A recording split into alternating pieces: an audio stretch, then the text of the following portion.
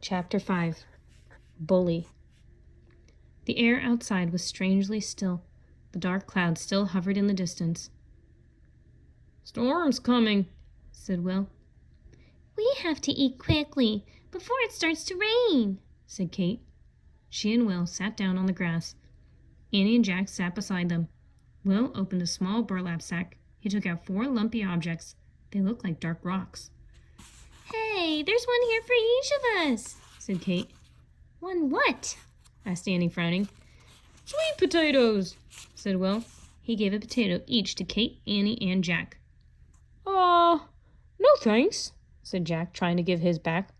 "We don't want to take your lunch." "We have enough. Keep it," said Kate. "What do you do with it?" asked Annie, holding up her potato. Kate laughed. "Just bite," she said, "like this." Kate and Will bit into their cold, sweet potatoes as if they were apples. "Cool," said Annie. She took a big bite out of her potato, too. But Jack just held on to his. He didn't feel like eating the cold brown potato. Out of the corner of his eye, he saw Jeb sitting by himself. The big kid didn't seem to have any lunch at all. Jack thought he'd try to be friends one more time. "Hey, Jeb," he called out. "I'm not hungry. You want to eat my sweet potato?" Jeb gave Jack a mean look. "I could have brought my own lunch if I wanted to," he said. "Oh, sure," said Jack. Jeb narrowed his eyes. "You making fun of me again?" he said. "I'm warning you, do that one more time and I'll fight you." Jack couldn't believe it. This kid took everything he said the wrong way. "Hey," Annie said, "leave my brother alone. You're nothing but a bully, Jeb." "Annie, stay out of this," said Jack. But Jeb just laughed. Then he stood up and walked back into the schoolhouse. Jack felt angry. He hoped they would find the special writing soon so they could leave. Will seemed to have read Jack's mind. "Don't worry about him," Will said to Jack. "He's never been to school before." "Oh, so he's embarrassed," said Annie. "Why hasn't he been to school?" said Jack. "Because he has to work in the fields all the time," said Will. "I heard him tell Miss Neely he walked 5 miles to get here today," Kate said. "So he must have really wanted to come." "Wow," said Annie. "How far did you and Will walk?" "Only 2," said Kate.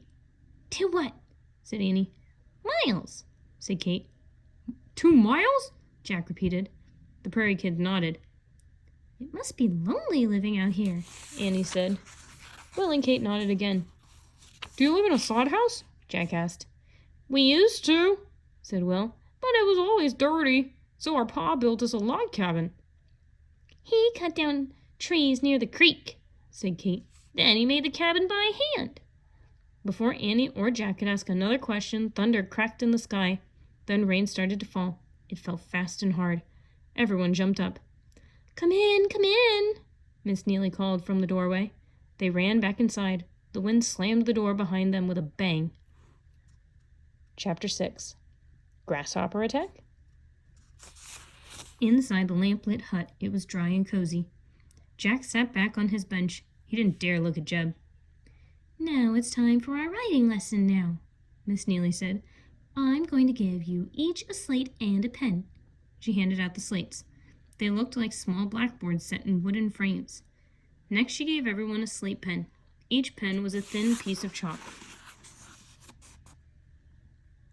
Miss Neely opened the McGuffey reader. "While you were eating your noon meals, I copied a poem from the book," she said. "Now I want you to copy it."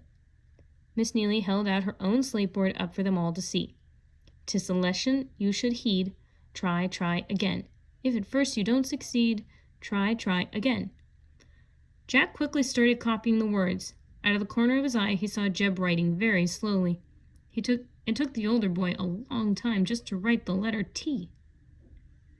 Jack slowed down too. He didn't want Jeb to think he was showing off.